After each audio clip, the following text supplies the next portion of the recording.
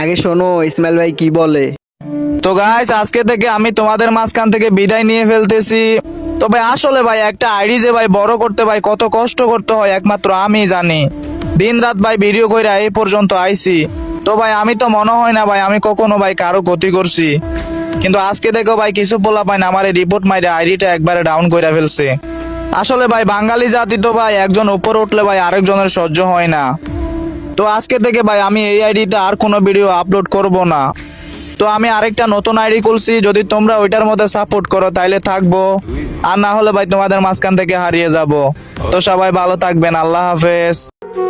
তো গাইস তোমরা তো শুনলে ইসমাইল ভাই কি বললো। বর্তমানে তার যে আইডিটা আছে সেটাতে কিন্তু ওয়ার্নিং চলে আসছে। আল্লাহ না করুক হয়তো বা তার আইডিটা ব্যান হয়ে যেতে পারে। তো ইসমাইল ভাই কি বললো তোমরা তো শুনলেই। যদি তার নতুন আইডিতে সে সাপোর্ট পায় তাহলে সে টিকটকে থাকবে, আর যদি না পায় তাহলে টিকটক থেকে বিদায় নিয়ে নেবে। এটা হচ্ছে ইসমাইল ভাইয়ের নতুন আইডি। তো ভাই চলো না আমরা সবাই গিয়ে ইসমাইল ভাইয়ের নতুন আইডিতে একটা করে ফলো দিয়ে আসি।